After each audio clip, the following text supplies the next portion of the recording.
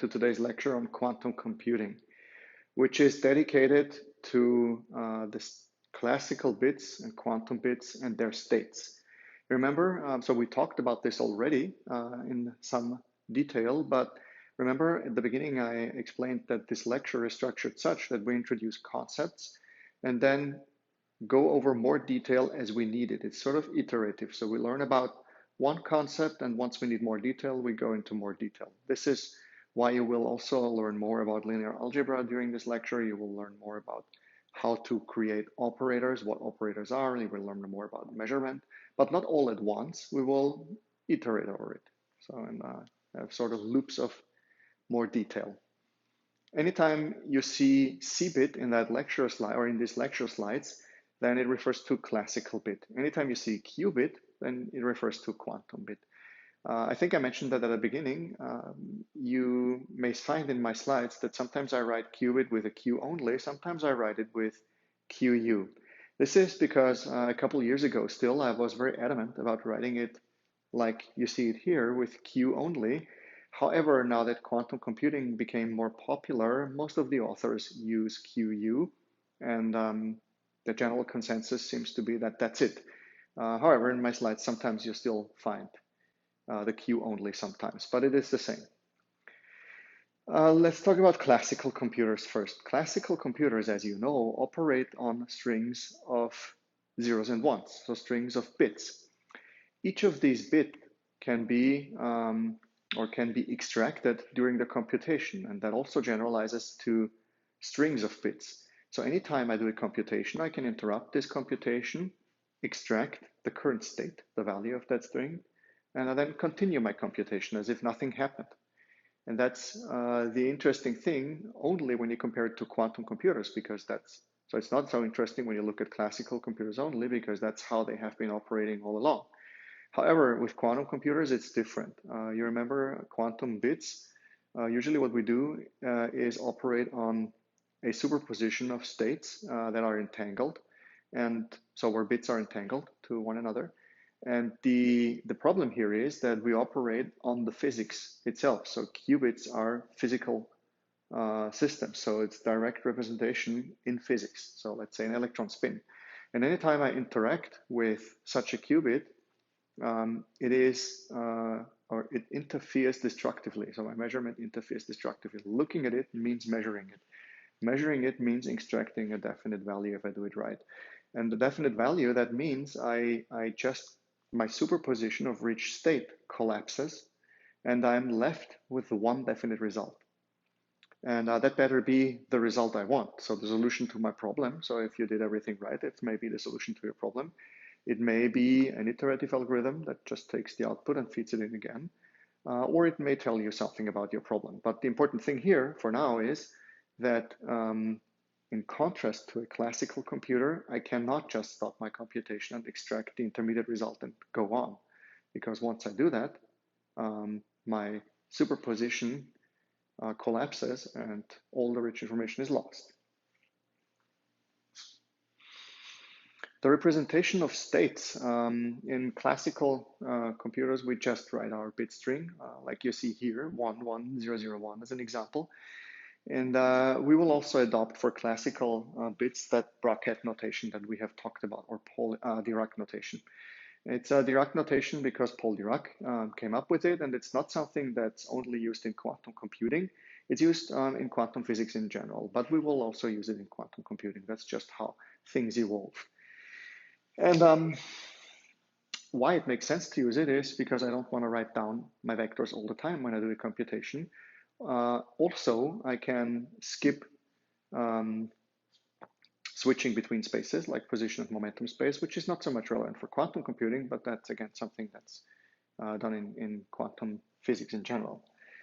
Let's see. So we have a state, and let's remember, if I write one-dimensional qubit space, or talk about one-dimensional qubit space, it's two-dimensional vector space. That generalizes. That generalizes to two-dimensional qubit space, which means becomes four-dimensional vector space. Why is that?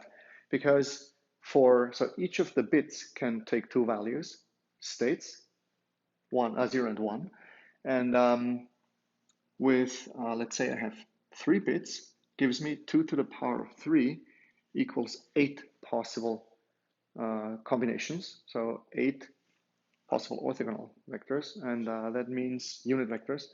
And that means that my superposition could take these 8 values. So you see, anytime you add a bit to a quantum computer, that's the difference to classical machines. Anytime you add a bit, you double the computational power. That's very important. And with regard to the notation, just keep in mind, you expand subsystems. So if I write 0 and 1, it may be the same or is the same as 0, 1. So it's the same information. It's just a different way of writing it. It's because we're lazy. But keep in mind, this here is a tensor product, right? So a tensor product means, so if you remember how we do that, we take again our 2-dimensional vector space here, and if we create a tensor product out of these two, which is 1, 0, so the vectors in 0, 1, gives me 1 times 0, 1 times 1, 0 times 0, and 0 times 1. Okay? It's 4-dimensional vector space. And that generalizes not only to qubit states, that also generalizes to operators, right? If I have a 2-dimensional matrix and another 2-dimensional matrix, and I have a tensor product between these two, then the execution of this tensor product gives me a 4-dimensional matrix, which means if I have single qubit operators and I want to operate on a 2-qubit state, for example, then you can take 2 single qubit operators, create a tensor product, and create an operator that works on 4-dimensional vectorial space, thus 2-dimensional qubit space. There's also the subscript notation that's worth mentioning. It just saves us space, which means, so in that example here, if we look at this state here, that just means that my basis is 3 bits, right? So 1 in that case would be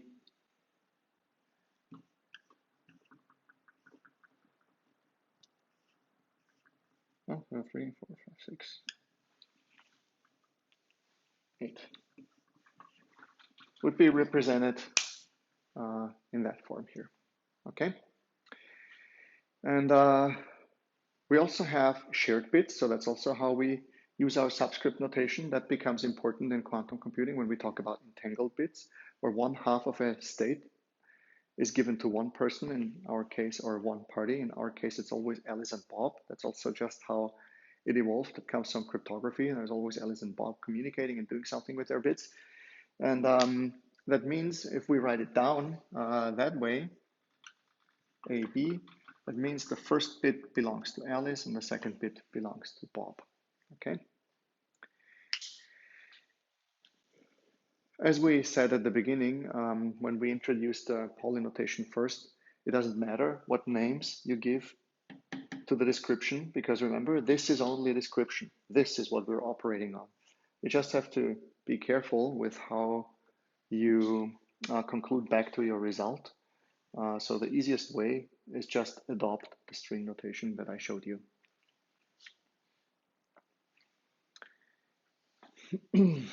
Yes, we just talked about this. So if you have 1-dimensional or 1-qubit systems or n-qubit systems, and you want to create a bigger system out of that, then you can do that by tensor product, by taking a tensor product. And we learned how to do a tensor product, so I will skip over that slide here. Here is another example. If we look at this 3-bit basis here, then this is a good way of understanding how a tensor product works.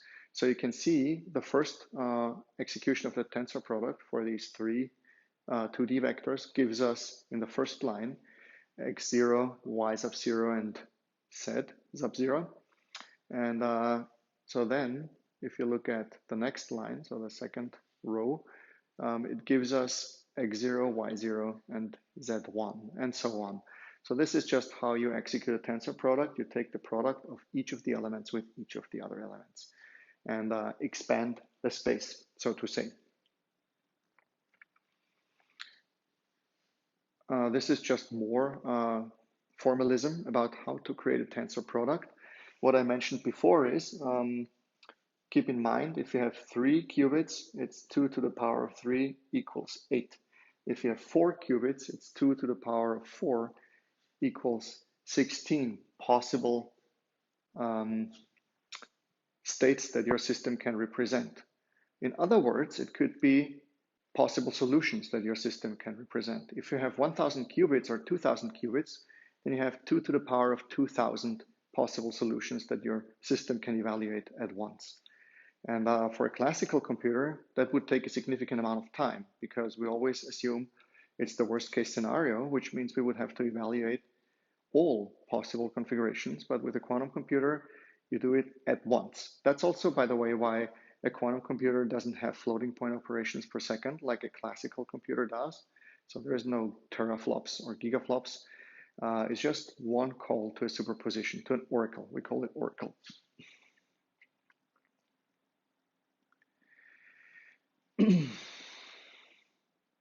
We'll skip that slide. And yeah, to sum this up, this is 3 ways of writing down states, or 4 ways in that case. And the important thing that we want to keep in mind is that quantum computing must be reversible. So anytime we compare classical operations and want to make a classical operation quantum, then we must make sure that this operation classically is reversible.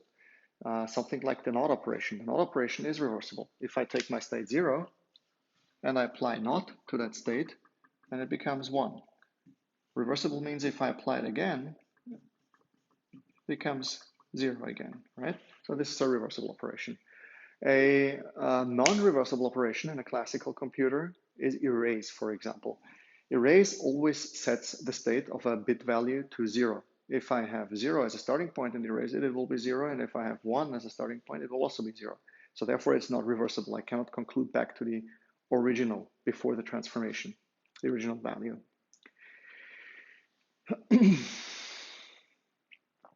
Yes, that's what I just said.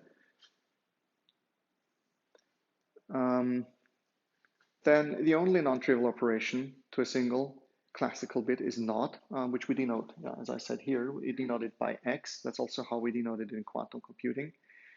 And it is reversible, so applying it twice gives you back the original state.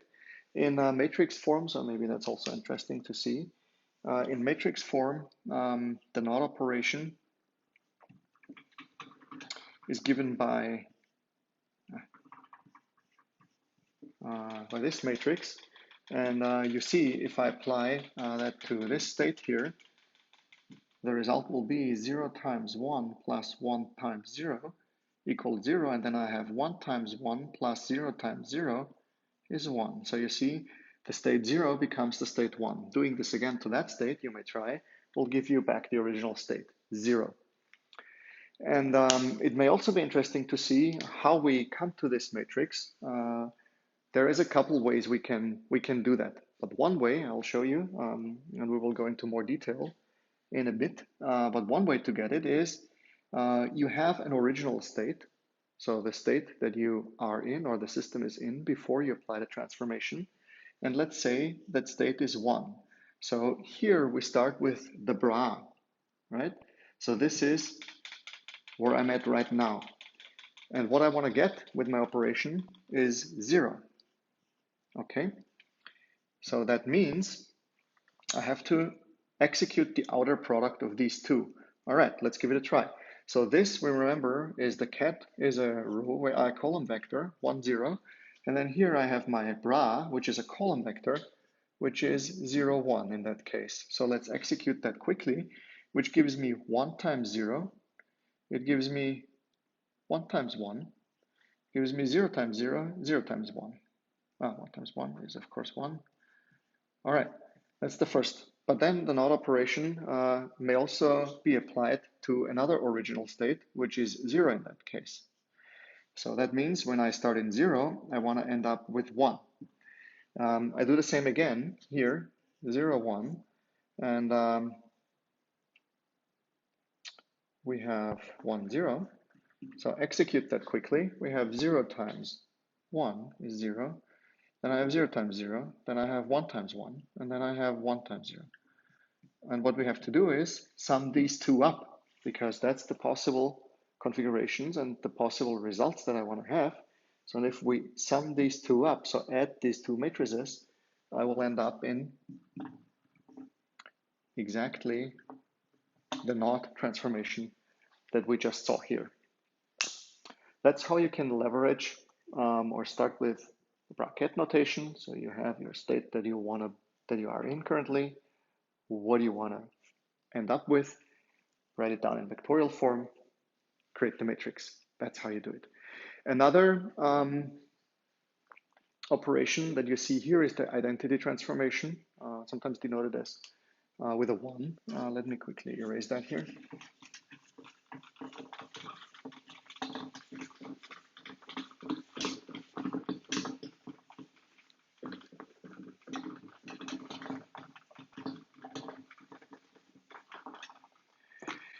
The identity transformation, you may wonder again for what you need that transformation, because let's quickly write it down. The identity transformation, I equals 1 equals, looks like that. And let's say we apply the identity transformation to the state 0. What it will leave us with is the state 0, because just give it a try. Equals 1 times 1 plus 0 times 0 is 1. 0 times 1 plus 1 times 0, 0. Same. So it doesn't make much of a difference, right? Actually, it is exactly the same state. Why do we need it anyways? It becomes important when we have multiple qubit operations. For multiple qubit operations, sometimes we want to have an operator that leaves one qubit alone but does something to another qubit. Especially when you have entangled states, that also is very important. So let's see. Let's say I want to apply, I want to start with a state that is 1, 0, and I want to end up with a state that is 0, 1. That is no, that is not a good example. This is let's say I want to start with a state 0, 1, and I want to end up with a state that is 1, 1. So that means for that second one here, we leave it alone, doesn't do anything, but this first one here changes. So it flips from 0 to 1. And the operation that you need in order to do that is one that applies the NOT operation to the first qubit, but leaves the second one alone. And leaving the second one alone is identity. And here you can see, you may try, you can create a four-dimensional matrix, so a two-qubit operator, when you do or execute the tensor product between NOT and identity.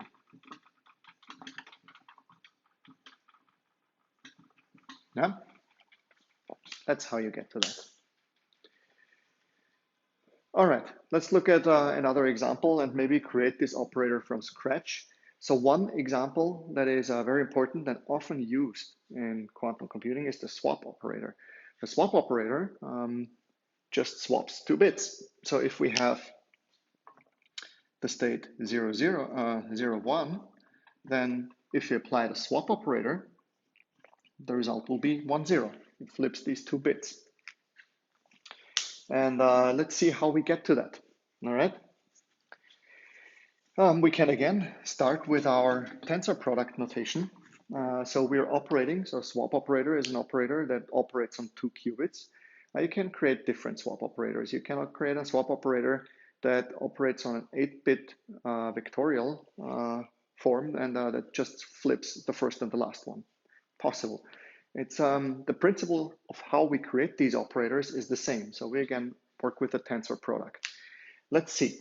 So the swap operator, if we look at it, let's say we have 4 possible states. Let's write these states down first, maybe.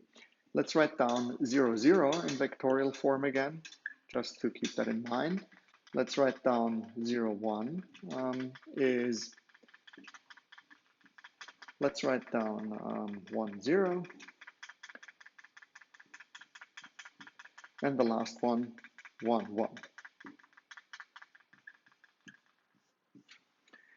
So we have these four orthogonal unit vectors, these four states. What if we swap these two? Does it matter? Actually, it does not. It will leave us with identity. So let's see what that means. So it will leave us with the same state. But let's start with these two first, because we see something is happening here. Clearly, something is happening here. So let's start with, as I just showed you, the state 0, 1, and we write it down as a bra, 0, 1. And the swap operator applied to that should leave us with the state 1, 0. Okay, 1, 0, which you just look up here, 1, 0, and write it down, is 0, 0, 1, 0. And then we have the bra 0, 1, 0, 1. Now we have a bra, so we write it in row vector is 0, 1, 0, 0. If we execute that tensor product, the result is 0 times 0, 0 times 1, 0 times 0, 0 times 1. So you see, anytime I start a multiplication with the state with the value 0, the whole row is 0. So that's why we also can do 0, 0, 0, 0 for the second row. For the third row, however, we see 1 times 0, 1 times 1, and 0, 0. Same for the last. All right. Then we start in a different way. So we start in a different state. What we have here is the state 1, 0. That's our original state. And we want to end up now in the state 0, 1. I do the same again. I look it up here. So 0, 1, right here. So we write that down as a ket is 0, 1, 0, 0. And my corresponding bra for this one here is 1, 0, which is 0, 0, 1, 0. I execute that again. So same procedure. You have zeros in the first line, first row. You have everything 0 except the third position. In the second row, all zeros for the third, all zeros for the fourth. All right, so we have two. However, we cannot ignore this one and this one here. So let's look at 0, 0. So which means for 0, 0, we have the same final state than our original state. So that just means if we execute that,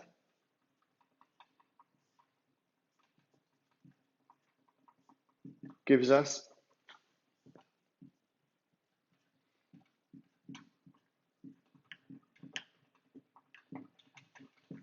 right, which you can recognize as the first part of the identity. So if you had that same procedure for all the states, you would have a diagonal matrix, the identity. And to complete it, let's just also look at the last one, which is 1, 1. And here we take the vector 0, 0, 0, 1 and 0, 0, 0, 1. And what we end up with is, again, a part of identity. So everything is 0 except the last value in the last row. Okay, so now I have these four here, and I will add them up. And adding them up, if you look at it, gives you the swap operator for a four-dimensional vector space, two-dimensional qubit space. So in that case, we'll see here in the first row. All right, so let's see where here in the second row I have a 1. Let's see where the 1 is in the third row here. And let's see where it is in the last row here. Voila, that's the swap operator for 2 qubits. Leaves 0, 0 and 1, 1 alone. So it doesn't do anything to them. However, it flips, swaps 1, 0 to 0, 1 and vice versa. Good.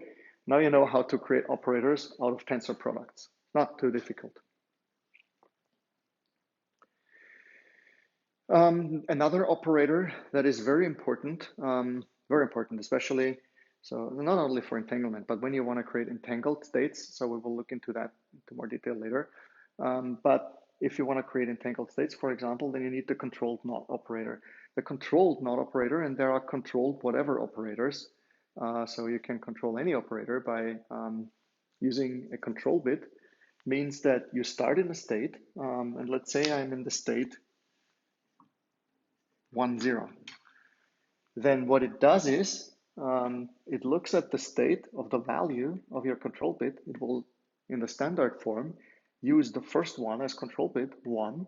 And if this is 1, it will set the second one to 1 as well.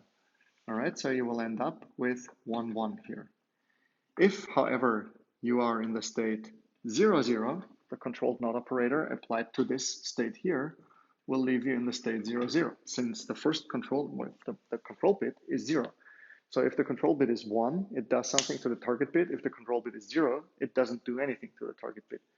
And there are different ways of writing that operator. So I usually write it as C0 or maybe CX, whatever you feel helps you remember what the operator does. Okay, and here is also an example, yeah, of how you can execute that operator. So it's a XOR operator. So a controlled not also, remember, is XOR or modulo sum 2. So you sum it up, modulo 2. And let's look at that again. Here we have that original state, and we want to see what it does to the target bit here. So we take this one plus that one. So there's 1 plus 0. Modulo 2 gives me 1 remainder, and that 1 remainder ends up here. And here we do the same. So we do 0 plus 0. Modulo 2 gives me 0, so target bit. And 0 remainder gives me state 0. Okay. Then what's also important is that you can, not only for that example that you see here for the swap operator, you can create operators out, or very often out of smaller operators. So the swap operator, for example, or different operators, swap operator, for example, can be created out of 3 controlled not operators. In that case, we have 2 qubit operators that help you to create a 2 qubit operator. So if you apply the controlled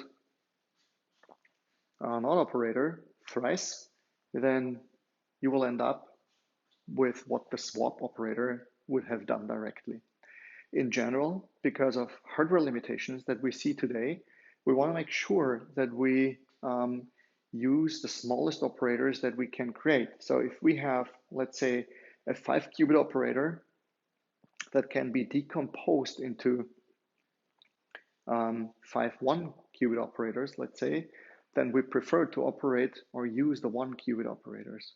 Because anytime you operate on a bigger subsystem of your quantum chip, you increase the probability of collapse so that it collapses from your superposition into a definite result. And that's what we want to avoid, except we want to do that measurement. Okay?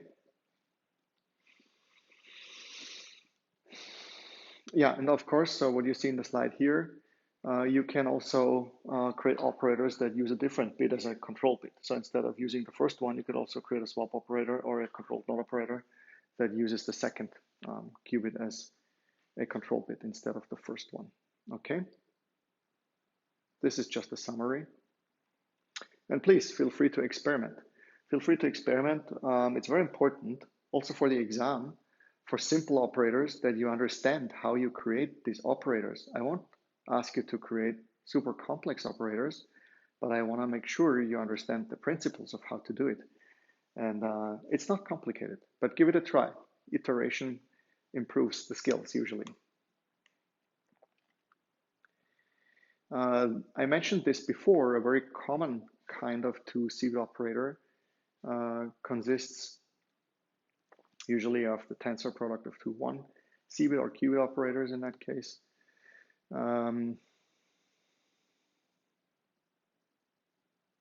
Yes, just some more notation.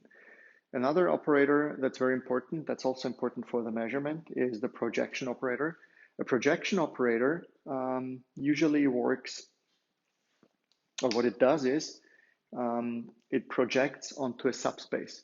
So if you have a projection operator, I need to write it down, you have it here, the projection operator for the states 0 and 1 are given by these matrices that you see in that slide here.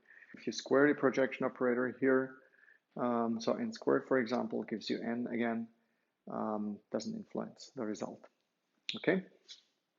And of course, summing the projection operators up for 0 and 1 gives you identity. So maybe we should execute one of the projection operators. Let's see how a projection operator looks or how we create it. So it's always the same. So again, here, let's start with the state 0 and say I want to project onto space 0.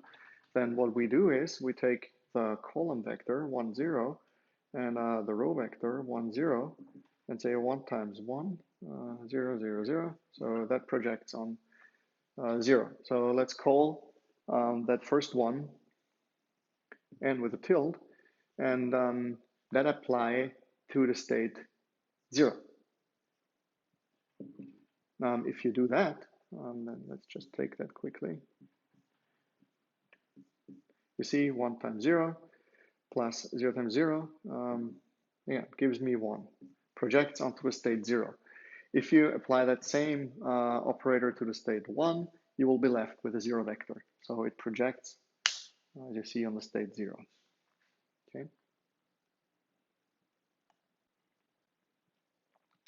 Let's do a quick excursus. So one thing that's important in quantum computing, or one more thing that's important in quantum computing, is eigenvectors and eigenvalues.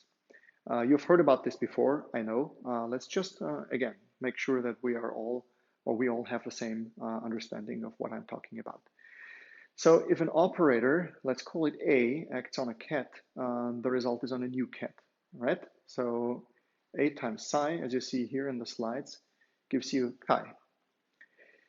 Easier is working with eigenvectors and eigenvalues. So easier, we will see why it is easier, but if you apply the operator A again to a state psi, and the result is small a times psi, so this is a constant, not an operator, then A, the small one, is an eigenvalue of the operator A, okay?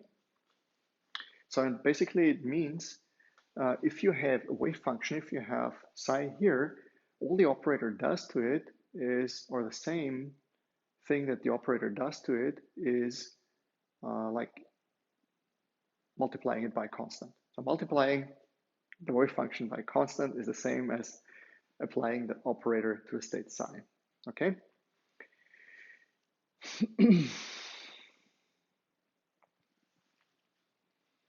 Yeah, there is, of course, the question why this is easier. So if an operator acts on its eigenvectors, the result is the same eigenvector times its eigenvalues.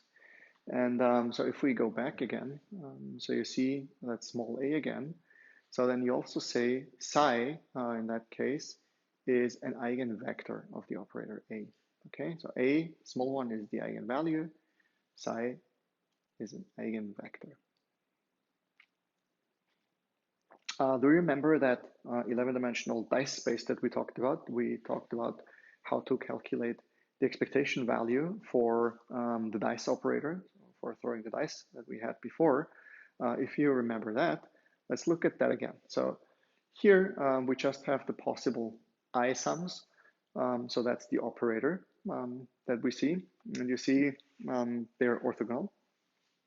And the unit vectors serve as the eigenvectors. So the unit vectors for the first one here, 2, 0, 0, 0, 0, it would be 1, 0, 0, 0. For second one, it would be 0, 1, 0, 0, 0, and so on, right? So that's what we see here. We have, in that case, 11 eigenvectors. That forms the basis for my computation. The eigenvalues are the numbers resulting from applying the operator that we saw to an eigenvector. In our case, it's 2, 3, 4 until 12, right? So if I apply that operator to an eigenvector to only 1, then I get one of these columns that we saw in our operator here. So it's important. We have our unit basis again. So this is the basis that we use for computation. And it's easier. We'll look at that in a moment. So let's say we look at the initial operator that has the form as you see it here. Totally confusing. So a change into the basis of the operator's eigenvectors diagonalizes the matrix in the form of the operator that we already know.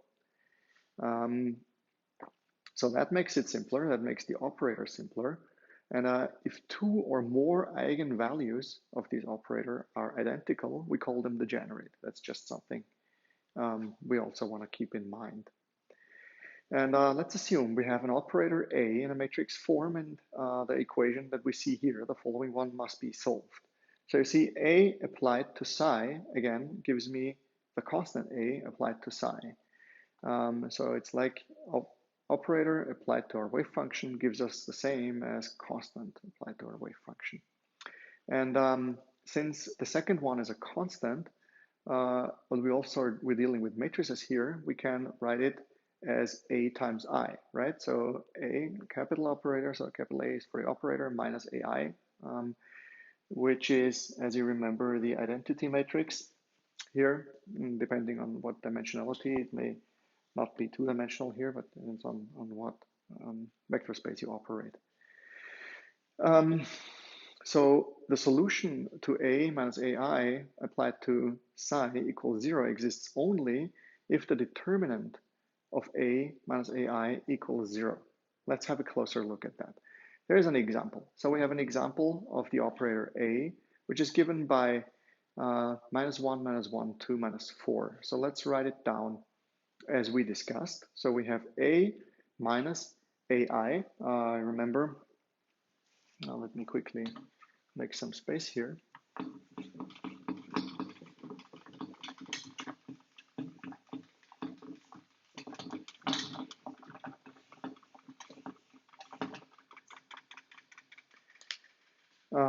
If we use A times our identity matrix here, then the result that we would get is A, 0, 0, A. Okay, so this is what we now use. So actually we use A minus AI, and AI is that one here. Okay, so that's what we execute. And if you see where the positions are of A, then from the original operator, it's minus 1, minus A. The upper right value remains the same because we have 0 here. So the upper right value, minus 1, minus 0 equals minus 1. And then same for the lower left corner. And then for the right corner, we have again minus 4, minus A because we have A here in that operator. Okay. So then we take the determinant, and depending on the dimensionality of the matrix, these are different ways to do that. But for the two-day matrix that we look at, it is the diagonal one. So we have minus 1 minus A times minus 4 minus A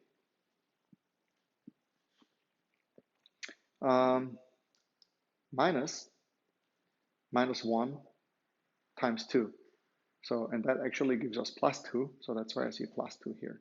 And then we execute that. And what you see here is, so if you solve that, what you see here is two eigenvalues. Two eigenvalues, A1 minus 2, and you have A2 with minus 3. Okay, if you solve that equation. And once you have that, you can continue with finding out what the eigenvectors are. And again, so we take our original operator that we have here, and now we know the first eigenvalue is A1 equals minus 2.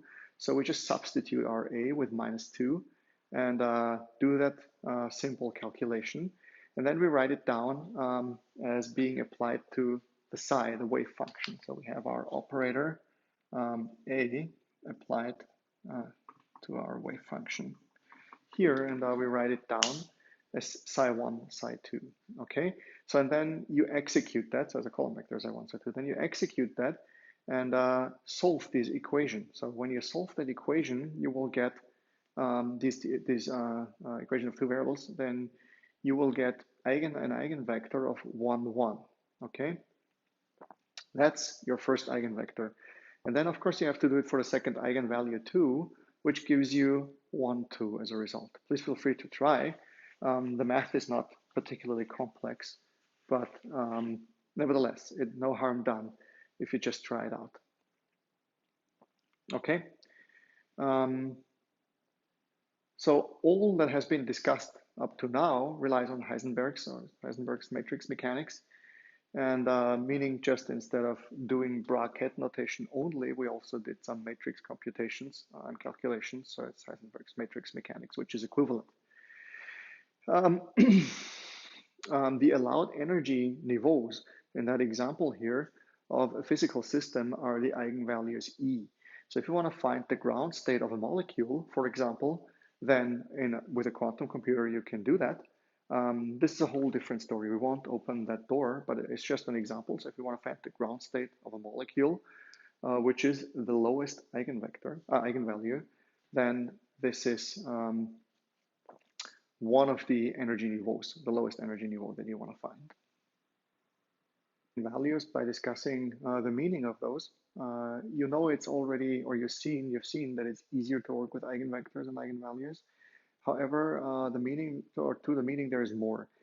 Usually when you take a matrix A and you apply it to a vector X, then you get a new vector Y. And this new vector is usually scaled and rotated. Scaled means stretched or compressed, and rotated means it points into some other direction. However, for any matrix A, there are favorite vectors and directions. So what you could say is that the vectors, the eigenvectors, are the favorite directions, and if you apply to that favorite direction only, then there is no rotation. There is only stretching, and no other vector, when acted on by a matrix, will get stretched as much as the eigenvector. And the value by how much it is stretched is the eigenvalue. Let's continue and conclude classical bits and their states. You have learned, or we have talked about the projection operators before. And remember the swap operator. The swap operator here given by Sij, where I is the ith qubit and j the jth qubit. It can be decomposed not only in controlled knot operations, but it can also be decomposed in a series of projection and knot operators. So how it's done, you see here in the bottom line. Please feel free to try. Here is the example completely executed. And as I said before, depending on the hardware, sometimes we prefer to not apply a multiple qubit operator at once, but maybe use single qubit operators when possible. That's why it's sometimes useful to talk about the decomposition of operators. Another important operator in quantum computing is the Z operator. When you see X, Y, and Z, these are the Pauli matrices plus the identity. So these four are very important. Very often we construct operators out of these. So the Z operator, it is basically a rotation around pi radian on the Z axis, which is a special case of the phase shift gate. So as you know, we talked in the beginning, we talked about states of qubits that are represented on the surface of a sphere. And you have three axes, X, Y, and Z, and it's always the rotations on the respective axes that these operators execute. You see it's anti-commutes with Z, so X anti-commutes with Z, so feel free to give that a try. So if you apply Zx, it gives you the same as minus XZ. The one qubit or CP projection operators can be expressed as so the one projection operators that we talked about before can be expressed as 1/2 times identity minus Z operator. So that's something you may also want to try out in matrix representation. And you can, if you combine all that, again, come to the C0 operator, controlled knot operator. So as a combination of simpler operators. Another transformation that we want to have a look at, and we already briefly talked about it, is the Hadamard transformation. The Hadamard transformation is the one transformation that lifts a definite state, 0 or 1, or even to multiple qubits, into a superposition, an equally weighted superposition of all states. So that equally weighted means that if you look at it, if you measure the system, then there is an equal probability for all of the states that the system collapses into one of the states. Okay, so we will end up, actually, think about it as a true random number generator. If you have only two random numbers that you, or a pool of two numbers, a 0 and 1, but you want to be truly random, then you apply the Hadamard transformation to a quantum bit, the equally weighted Hadamard transform, and lift it in a superposition, and measure the system. And there is no way of saying if the system will end up in 0 or 1 before you measure the system. And again, some interesting transformations. So if you apply the Hadamard transformation to a qubit and then the Z operator and then again the Hadamard transformation, then you will end up with an odd operation. So there are some things that you can play around with and some things that you can try to decompose or see how you can construct other operators from other operators. One thing, again, it's keep it in mind. If you apply the Hadamard transformation to a definite state, it will end up in a superposition state. If you apply it again, you will end up in the original state. So you will have a definite state again, okay? It's reversible, as everything in quantum computing must be, except measurement. The Hadamard can be used to interchange X and Z in the controlled NOT operation. So again, some decomposition tricks. And that's not possible on a classical computer, only by using the swap operator. All right, there is more to the Hadamard transformation. So you notice if we look at what it does to 0 or 1, if you apply it to 0, it will give you a positive phase with 1, and if it will apply it to 1, it will give you a negative phase. This is a relative phase. We call this relative phase. This phase matters because these superposition states, so these both also form a basis. And these superpositions on the Bloch sphere, they are orthogonal to each other. And that means that could be another basis than the 0 or 1 basis. So you could operate on a 0 and 1 basis, so the classical computational basis, or you can operate on the Hadamard basis. Where do you apply that? I can give you a good example. And an example for using two bases. I mean, for quantum computing, I hope it's pretty clear why you want to use the Hadamard transformation. You want to use it because you want to evaluate all possible configurations of your system at once, or many possible configurations. But there's another application, which is quantum cryptography. And for quantum cryptography, let's talk about Alice and Bob again. So Alice and Bob want to communicate. And for their communication, they want to make sure that no one is able to listen. And if someone is listening, then they want to make sure that at least their encryption method is safe. So what they are using is public key infrastructure. But for public key infrastructure, as you know, there is a key publicly available that is used for encrypting a message, and then there's a private key. And that a private key is used for decrypting a message. So let's say Alice and Bob want to talk to each other. Here you see a classical communication channel. Let's call it C. So they want to know if someone is listening to their communication. So they have to exchange a key. And if they want to exchange a key, of course, no one should get that key. So no one should interject and extract that key, because that would mean anyone who sits in between them, who has access to that key and access to the encrypted message, can decrypt it. So they don't want that. So what's happening is that they set up a quantum communication channel too. Let's call it Q. So in this quantum communication channel, so Alice prepares the key, but encrypts the key in two bases, or with two bases, by using two bases. Let's call the first basis base 1. The first base 1, and that is the computational basis. Okay, and then we use the second basis. Let's say it's the Hadamard basis, but call it base 2. And here you see what you just saw in the lecture slides. You have one state, that, and then you have another one Let's write it here.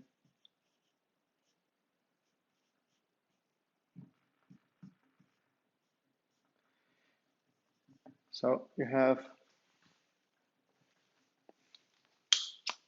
here the Hadamard transformation applied to the computational basis state 0. Here the Hadamard transformation applied to the computational basis state 1. And what Alice now has is she has a key.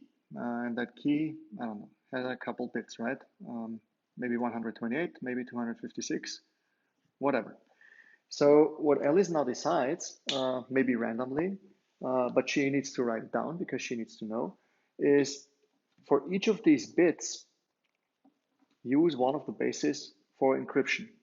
Let's say for this first one, she applies the basis 1. So this first 0 will then become the state 0. Let's say for the second one, she applies the base 2, which means she applies a Hadamard transformation to the state 1, gives her that one with the negative phase 1. So which means that one becomes this one, and so on. So she does that for a couple bits, not the whole key, because she just wants to know or understand if someone is listening. So what happens now is that she chooses the basis. After she chooses the basis, she sends via the quantum channel in these quantum states, based on whatever basis she chose, she sends a couple bits over to Bob. But she doesn't tell Bob which of the bases she used, right? So what Bob does is do a measurement. And once he measures in a computational basis, the other time he measures in the Hadamard basis. And so since Bob doesn't know which base L is used for encrypting her bits, he will be, according to statistics, he will be 50% of the time he will be wrong. So he will just choose the wrong setting for measuring it. So let's look at that one here. This is a 6-bit string. So approximately, Bob maybe he's wrong in the first one, maybe he's correct in the second one, correct in the third one, wrong in the fourth one, right in the fifth one, wrong in the sixth one. Okay, so that means 50% of the time, Bob is correct. He uses the classical communication channel to send that information back to Alice. So he takes that and sends it back to Alice. Alice looks at it and compares it to the original bits that she sent over and sees, all right, Bob is wrong 50% of the time. That's fine because that's according to statistics. No one seems to have listened. What if someone listens to that quantum channel? Let's say we have an eavesdropper here, and let's call her Eve. So Eve is listening to the communication. Once Eve starts listening and also tries to decrypt the key, get the key, she has to do the same as Bob. She doesn't know which base L is used for decrypting her bits. So according to that, 50% of the time, Eve will be correct. But in order for Bob not to make or get suspicious, she again needs to apply one of the two bases to each of the bits. So remember, once you measure a system, so by either of these bases, you will end up with a definite state.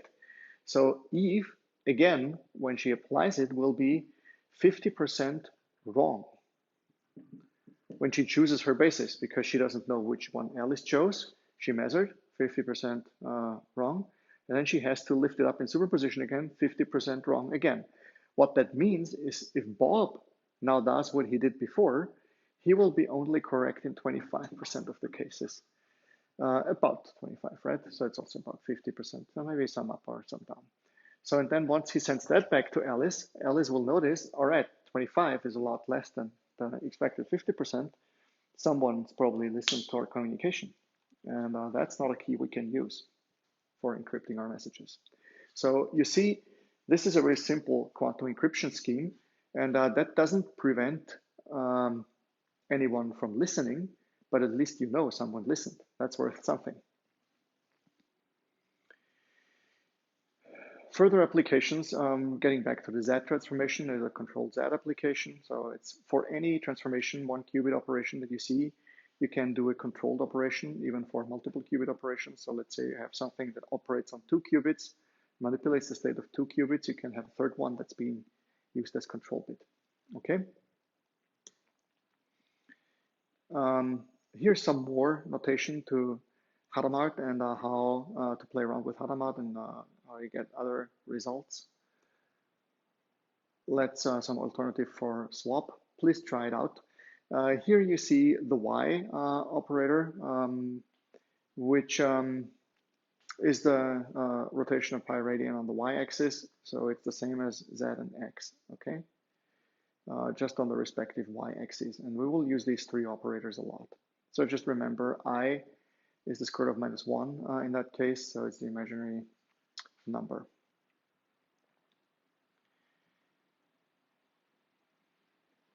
Yes, so these three matrices, let's skip on that. There's just more matrix notation, just more information about that. You may please feel free to read through that. And now let's move on with quantum bits and their states. A pure quantum bit is a linear superposition of states. So if it is in superposition, of course. The example that you see here is the one we have talked about very often already. It is a superposition of 0 and 1, so it's 1 bit. And you get that when you apply the Hadamard transformation. So you get it in exactly that form. You get it when you apply the Hadamard transformation to the state 0. Well, actually, an equally weighted superposition. So here we have alpha 0 and alpha 1 as the amplitudes. These can be anything. So it doesn't necessarily mean that this is an equally weighted superposition. How you can also write it is in vectorial representation. So the wave function, it's alpha 1, alpha 2 as a vector. And these are probability amplitudes, which we should remember. That means squaring them will give you the actual probabilities. It's complex numbers. Why is it complex numbers? That's just how nature has given it to us. And this is how we can best describe what's happening in the experiments. And the other thing to know is, or remember, is that it is a unit vector. So any transformation that you apply to it should also keep the qubit or the strings into, should keep a unit vector. So it's not possible that you end up with a vector that's not a unit vector, okay? So you must make sure that your transformations keep that.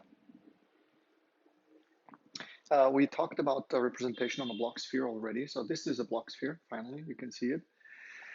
And for example, the pure qubit state, 0 plus I1 over square root of 2 would be on the equator of the sphere on the positive y-axis here, okay? And in the theory, you can have any, because of the probability amplitudes, you can find the qubit state on any point of the surface. So in theory, you have an infinite number of states that one qubit can occupy already.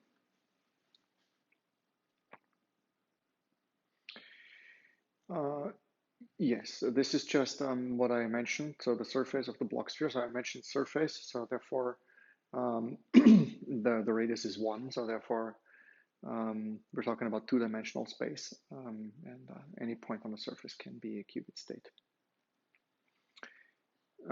It is also possible to put a qubit in a mixed state, which is a statistical combination of two different pure states. And mixed states can be represented by points in the block sphere too. Okay. Let's look into that into more detail. The state associated with two qubits is the one that you can see here. So again, you have 4 probability amplitudes because you have 4 possible basis states that the system can collapse into. And the vectorial representation, so the amplitudes in vector form, these are just generalizes to bigger spaces. So the one that we saw for 1 qubit before, now you have 4-dimensional vector space for 2 qubits again. And also here, the normalization condition is true. So squaring the probability amplitudes and summing them up must equal unity. So it's not possible that you have more, because all the probability amplitudes, the probabilities that a system can collapse into either of the states cannot exceed or be less than 1. It's just classical probability too. I mentioned a couple times already, if you have n qubits, let's say you have 5 qubits, then 2 to the power of 5 is the number of classical state that you can represent with a quantum computer.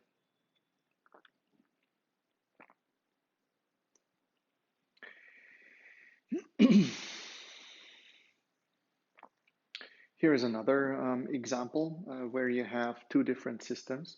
So you have two systems in a superposition. You have, for the first one, you have alpha 1 and alpha 0 as probability amplitudes. And for the second one, you have beta 0 and beta 1. And if you want to write that in a vectorial form again, you have to execute the tensor product for the probabilities. And we already learned about that. But just so you see here, it's just every amplitude multiplied by every other amplitude. And that's how you, again, get to your tensor product of probabilities. And also, these must sum to unity. So it's not possible that we have more than one as a sum. Let's look at reversible and irreversible classical gates. A classical gate defines a function f on some input bits, let's say it's zeros and ones of the length n, to some output bits, which is also 0 and 1 of the length m. And this function is a bijection. If this is a bijection, we say this circuit is reversible. Or reversible means every input, this function produces a unique output. So therefore, you can conclude back to the original input. And that's also something we want to consider in quantum computing and have to consider.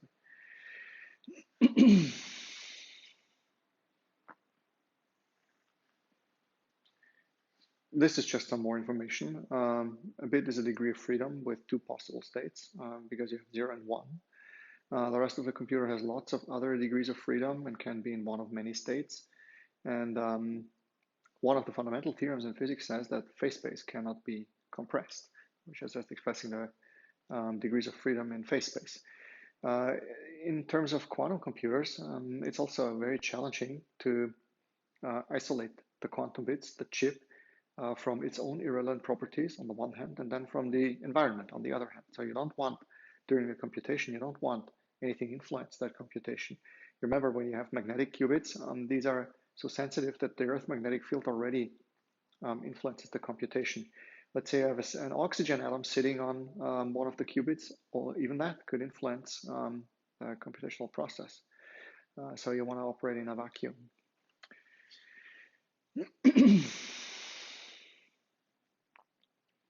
I will skip that. That's more reading material for you on Landauer's principle, some theory that it's good to know, but not necessary. I read that for you.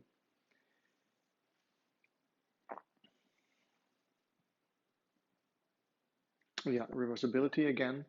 So we want to, so you see that notation here where we have xy as an input and then x addition modulo 2 f of x. So you have a function that is executed that is f of x, and you remember when we do the controlled NOT, and that would be the function. So in that case, my x for the controlled NOT, I will write that down again. So let's say I have the state 0, 1, 0. Apply the controlled NOT to that, then you could express it as y. Y in that case is 0. Addition modulo 2, or the function that we want to do, f of x. In our case, that's NOT. And if you do that, let's say 0 plus 1 modulo 2 equals, so modulo 2 equals 1. So therefore, the controlled NOT operation worked. Okay? So that's also how we can make sure that our operations are reversible. So we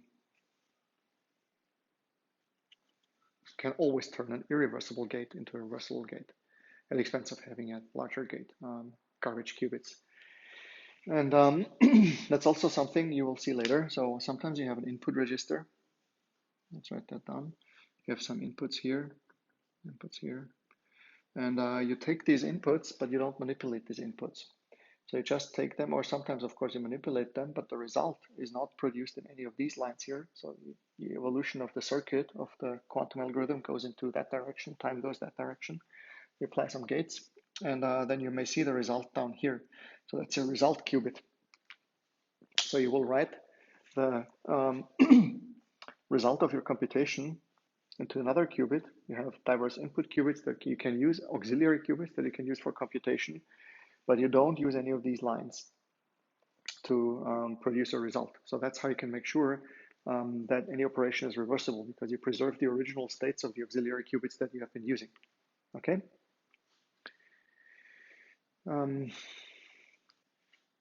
Some more notation.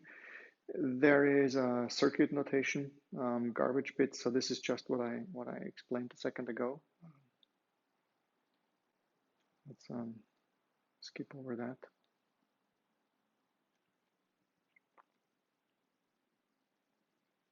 Okay, so please read through that. There is too much information that we don't want to go through here in that lecture, but it's additional material that's useful to know.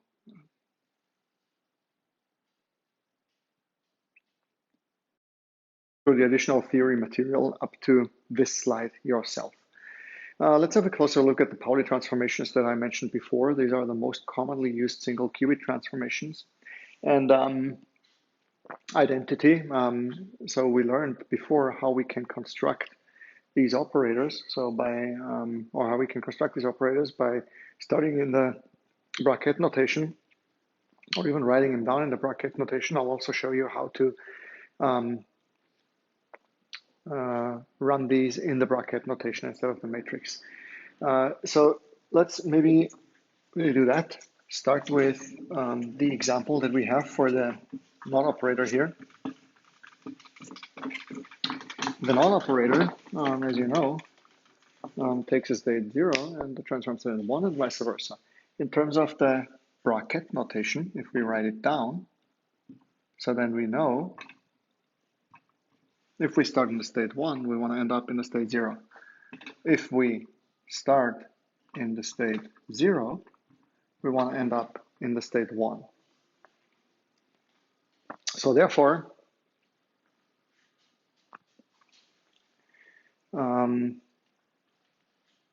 what we can do is take this operator and apply it to a definite state here and see what happens. So what this means is I have to get it, so outside my bracket, I have to multiply that in. I apply it to that state, results in 0, 1, and here I have my state 0, plus 1, 0.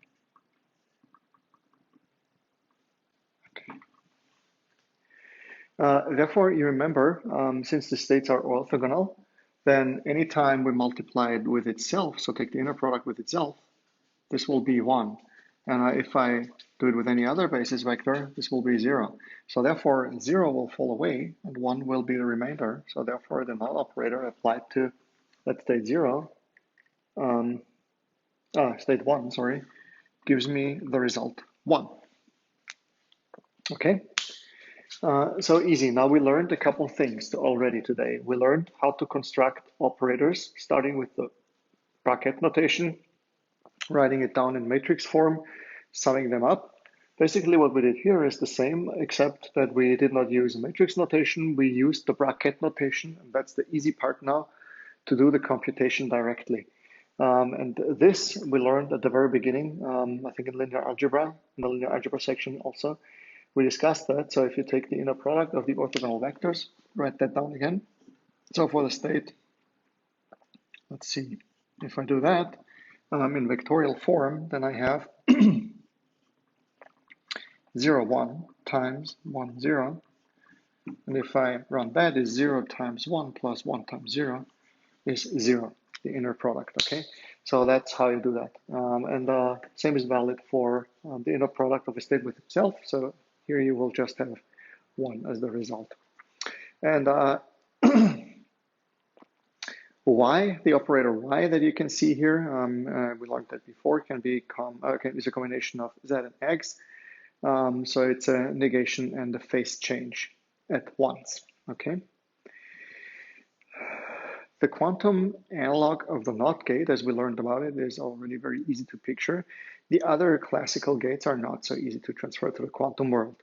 Quantum gates must be reversible, and as you know, the classical AND or, and etc., and NAND, all these gates, they take two inputs, but sometimes they produce the same output, so they're not reversible. And just before we mentioned our garbage bits that we want to use that I just erased here.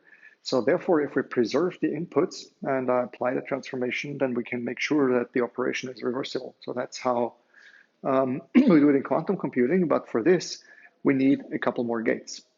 We already had the pleasure to learn about the controlled NOT gate, which can be constructed in a bracket notation like you see here. So feel free to give it a try yourself. Here's more on the controlled NOT gate. You see in quantum computing, whereas in classical computing, if you apply, sometimes you have, not for a controlled NOT gate, but let's say for the AND gate, you have two inputs and produce one output.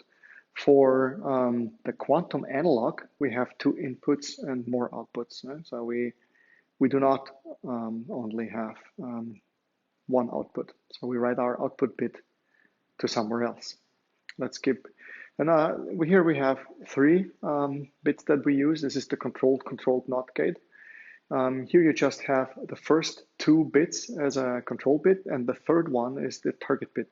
So if the first two ones are 1, so and you only see that in the last two lines here, then the NOT operation is executed on the target bit, which is the third one here.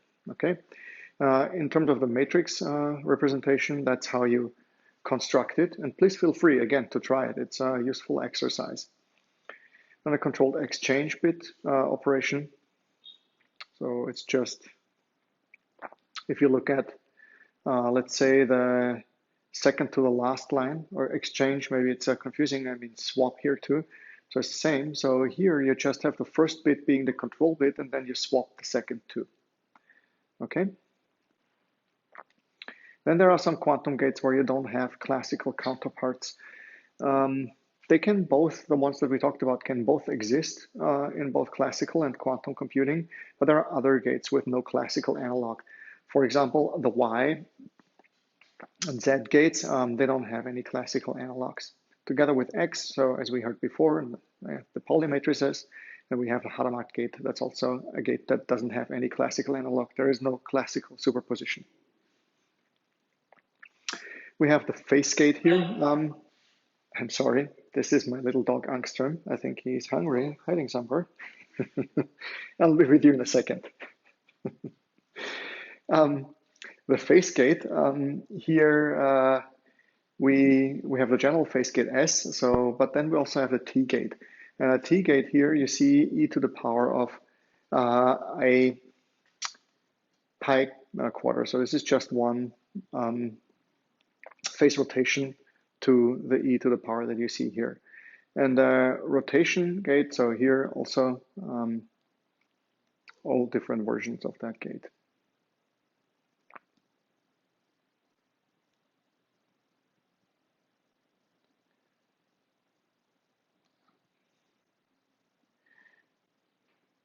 So then let's look at quantum circuits.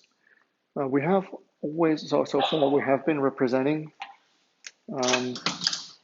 quantum operations via the matrix, Heisenberg's matrix notation, and we have been doing the bracket notation, which is also just a simpler way of doing computation. Another way to analyze and describe quantum circuits and so it is quantum circuits actually. So to describe quantum algorithms is quantum circuits. And this is just a graphical representation. So what you see here on the slide is you have a couple of input bits, I1 to IN, and you have a transformation, a unitary transformation that runs over all the inputs and produces some output, Q1 to QN. Okay. On the left hand, you see how it's written. So Q is given by the application of the transformation U to the input, and let's call the input register I.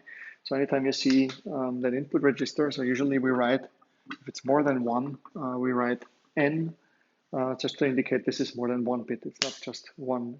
The input register doesn't only consist of one input bit. A very simple circuit that we have here is the application of the x to the state I, which produces I prime, and then you apply it again, and that gives you back the original state. In terms of the matrix formulation, you can express the whole circuit in a single matrix. That's possible because, as you know, you just have to check. So for the sequence, again, you have to check if these operators commute. If they don't, the sequence matters. But if you consider that, you can always construct one matrix out of the whole circuit. Another example is the controlled Z gate here.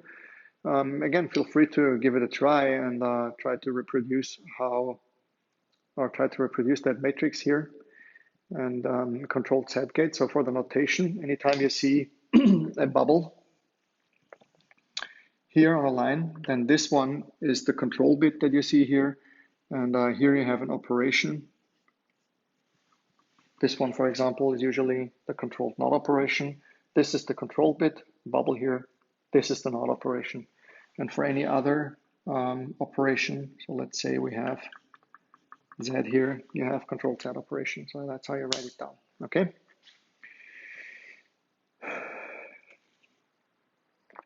Here in that operation, this is very interesting. This generates an entangled state. And so let's see what the result is. If you, let's give it a try. Let's write it down.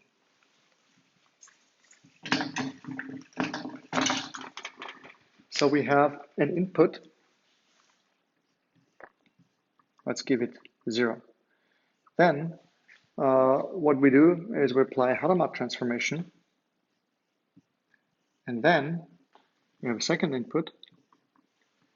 And here we apply a controlled NOT operation. Right. And let's see what the result is. So anytime you see 2 qubits written like that, then what that means is it's a tensor product out of these two.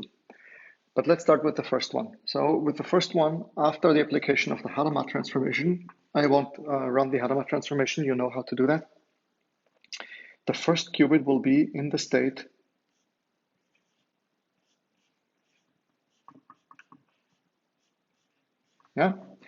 but then you're still left with the second one.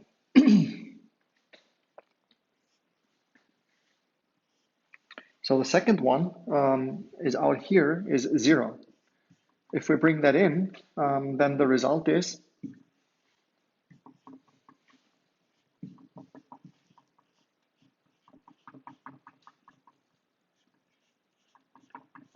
okay. So this state is equally weighted superposition between 0, 0 and 1, 0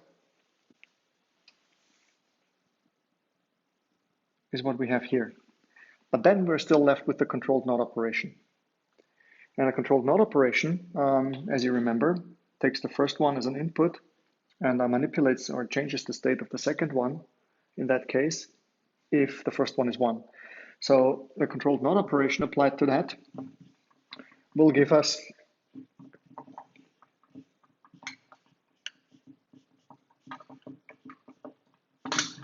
this state. And that's a very interesting state. This is a very interesting state because, as you know, we are here dealing with 4-dimensional vector space. Let me write it down in vectorial form.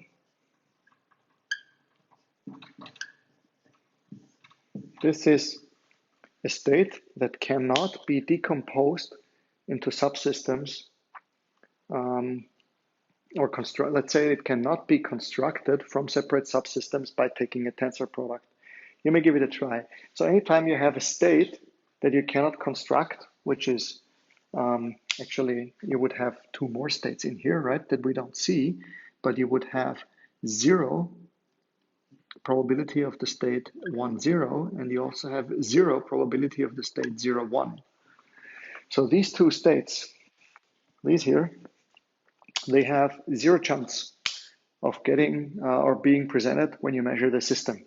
So, and now try to get to that state by constructing a tensor product. I tell you it's not possible, and anytime it's not possible, you know, you're dealing with an entangled state, a very special kind. And entangled state just means these systems don't exist as separate subsystems anymore. What happens is anytime I do something to one qubit, I influence the other qubit too.